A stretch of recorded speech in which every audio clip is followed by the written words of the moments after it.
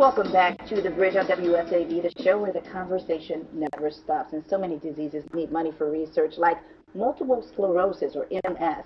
Ending it for good will take an effort from the entire community. And joining the conversation now to tell us about this year's MS Walk are Akeem McMichael and also Dr. Virginia Morrison. Thank you both for being here today. Thank you. Now, we're talking about the MS Walk. Together, we are stronger. And here's one of the flyers, one of the posters for the event. But when we talk about multiple sclerosis, what numbers are we seeing? What are some of the statistics?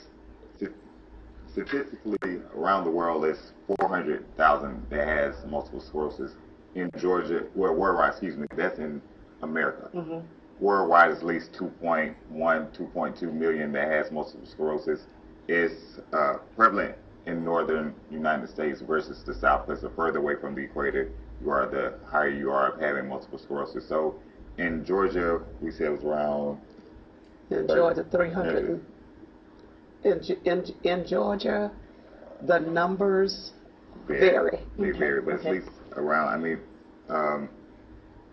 in this foundation, it has different numbers than what's been diagnosed, and a lot of people don't report multiple sclerosis because of it being such a deteriorating disease they're embarrassed by. And let's talk about MS. What is multiple sclerosis? Multiple sclerosis is a dreadful disease that attacks the spinal cord as well as the brain.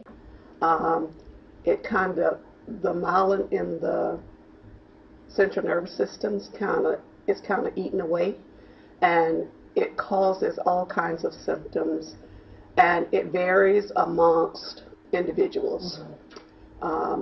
My daughter had multiple sclerosis, and Calandra was diagnosed with multiple sclerosis in 2004. And so her symptoms were probably much different than Akeem's symptoms. So we know that multiple sclerosis can be treated, and there are many treatments for multiple sclerosis, but depending on the individual,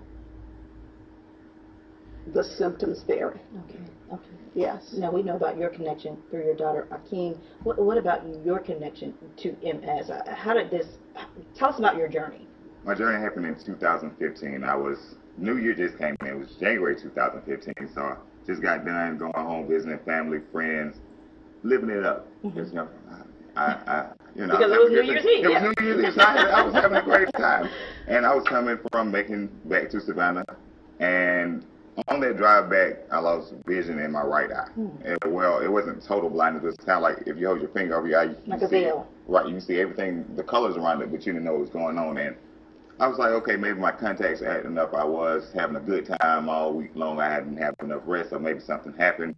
And so I was like, it's all good, nothing too serious. And of course, I called my parents. I was like, made it back to Savannah. I can't see I'm out of. My mom was like, you need to go to the doctor. And I was like, it's not that serious, Mom. I'm just tired. I'm going to bed. Got up the next day, still the same thing. And I was like, well, I'm waiting until the weekend. Since I wasn't working, school was out at the time. I said, I'm just waiting until the weekend to go because I don't like spending all day in the hospital. So I'm going to wait until the weekend. Mom was like, no, you need to go now. You need to do this. It's getting, and it got better after a couple of days because it did start to clear up, that's normally what happens, but it wasn't all the way better as I need to be able to see. So when school starts back, I go to work and be with my children. And so I went to the doctor that Saturday. They took tests. They said, well, we have to do a spinal tap. We have to, see what's going on. It's like, we see that it's something neurological. And I was like, I know I'm a little crazy. I can have a good time, a little crazy there, as my friends would say, but I didn't know I was that crazy. That's what's wrong with my head. I was have to see a neuro. And so I went, got the spinal tap, got the MRI, and a month later, February 9, 2015, the doctor said I was diagnosed with multiple sclerosis. And he said I had a lot of scar tissue that was on my brain and spine.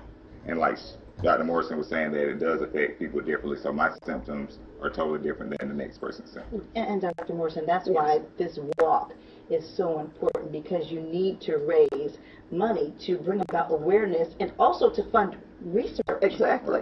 And the research is so important because since 2003, there have probably been more than 7 or 8 different treatments that have been introduced, and we're so happy that it's treating multiple symptoms with different people. So the reason that we are so high-strung about the walk is because we want people to know that they are not there alone. You know, it's always someone else out there who probably has multiple sclerosis, or someone who knows someone who has multiple sclerosis, and for us to bring us all together and just have a great time fellowship and raising the funds to help do more research and supplying services for our community. Because alone here in Savannah, we know that there are over 1,500 people with multiple sclerosis. Now, last year you raised more than $54,000. This year you're trying to raise $56,000, and that's where the public comes in. Yes. We can all help.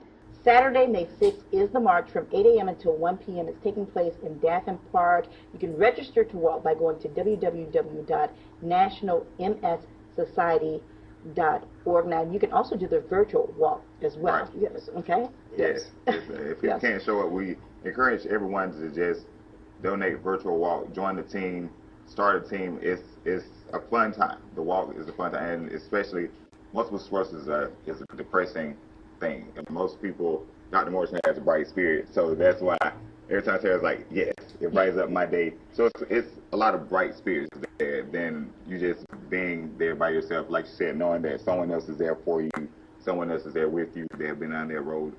We have beanbag toss for everyone to have it. We may have massages there this year again.